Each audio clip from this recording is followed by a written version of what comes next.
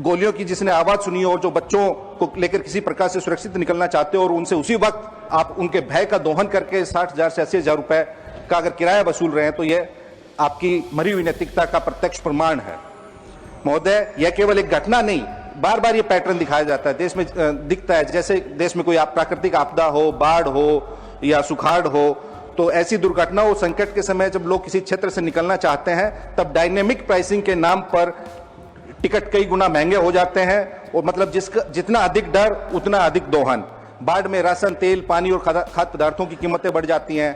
आप जब इमरजेंसी में जाएंगे, एम्बुलेंस सर्विसेज वाले अपनी कीमतें बढ़ा देते हैं अचानक, और ऐप बेस्ड जो कैब सर्विसेज हैं वो भी सर्च प्राइसिंग के नाम पे 5 से 6 गुना अधिक आपसे किराया वसूलते हैं। मैं सरकार से पूछना देख रहे हैं और मैं हूं आपके साथ रंजन सिंह। देखिए, जब भी कोई आपदा या कोई मुसीबत देशवासियों या बिहार वासियों पर पड़ता है, उस दौरान जो एयरलाइंस या फिर टैक्सी जो लोगों को इधर उधर करने में उनको दुगना भाड़ा वसूल किया जाता है।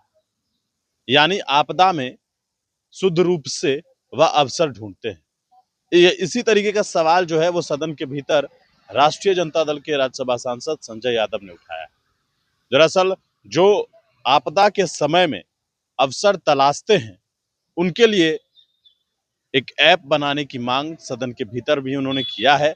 और जो शासनकाल के दौरान जिस तरीके से घटनाएं घटी, आतंकी हमला हुआ, इस पूरे मामले के भीतर को लेकर सदन के भीतर किस तरीके से राज्यसभा सांसद संजय यादव ने अपनी बातों को रखा है। आज मैं एक ऐसे मुद्दे की ओर सदन का ध्यान आकृष्ट करना चाहता हूं जो केवल आर्थिक ही नहीं बल्कि कर्तव्य बोध, नैतिकता, संवेदनशीलता और मानवता से जुड़ा हुआ एक भावनात्मक प्रश्न है।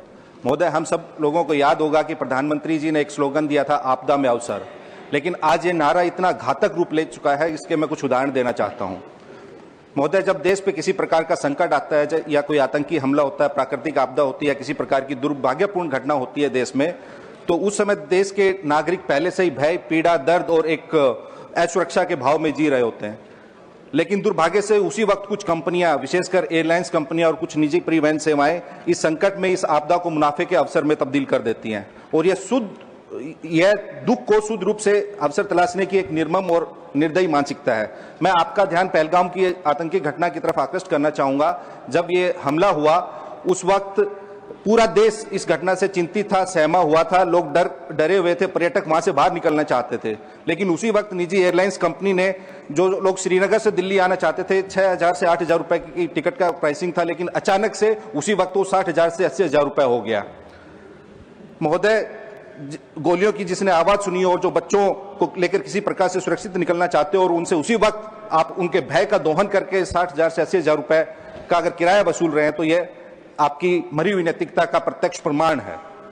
महोदय, यह केवल एक घटना नहीं, बार बार ये पैटर्न दिखाया जाता है, देश में दिखता है। जैसे देश में कोई प्राकृतिक आपदा हो, बाढ़ हो या सुखाड़ हो, तो ऐसी दुर्घटना हो, संकट के समय जब लोग किसी क्षेत्र से निकलना चाहते हैं तब डायनेमिक प्राइसिंग के नाम पर टिकट कई गुना महंगे हो जाते हैं और मतलब जितना अधिक डर उतना अधिक दोहन। बाढ़ में राशन, तेल, पानी और खाद्य पदार्थों की कीमतें बढ़ जाती हैं। आप जब इमरजेंसी में जाएंगे, एम्बुलेंस सर्विसेज वाले अपनी कीमतें बढ़ा देते हैं अचानक, और ऐप बेस्ड जो कैब सर्विसेज हैं वो भी सर्च प्राइसिंग के नाम पे 5 से 6 गुना अधिक आपसे किराया वसूलते हैं। मैं सरकार से पूछना चाहता हूं कि क्या यह संवेदनशील व्यवस्था है, क्या यह मानवीय व्यवस्था है? जो हर वो चीज जो आपदा में मानव को मुफ्त देनी चाहिए, सरकार को इस कदर की लूट डकैती खुलेआम सरकार की आंखों के सामने सरकार की नाकामी और मिलीभगत लगती है। यह मरी हुई नैतिकता की प्रकाष्ठा है। महोदय, आज 146 करोड़ देशवासियों के सामने सबसे बड़ा सवाल सरकार की भूमिका को लेकर है कि इन सब मौकों पर सरकार कहां है, उसका स्टैंड क्या है। महोदय, यह समस्या केवल आपदा तक सीमित नहीं है। दुर्भाग्य से यह मानसिकता अब भारत की रोजमर्रा की व्यवस्था में दिमक की तरह घुस चुकी है। जब देश संकट में हो, लोग डरे हुए हो, तब खाद्य पदार्थों के दाम बेतसाब बढ़ जाते हैं, जमाखोरी, मुनाफाखोरी, कालाबाजारी, व्यापारी स्टॉक कर मुनाफा कमाने में लग जाते हैं। महोदय, अगर किसी की मजबूरी से मुनाफा कमाया जा रहा है तो यह केवल आर्थिक समस्या नहीं है, बल्कि यह हमारी नीतिगत और नैतिक और सामाजिक विफलता है। क्या हम ऐसा भारत बनाना चाहते हैं जहां आपदा में सेवा हो या आपदा में सौदा? महोदय, अंत में मैं यही कहना चाहूंगा, जब देश और जनता संकट में होती है तब सरकार की असली परीक्षा होती है।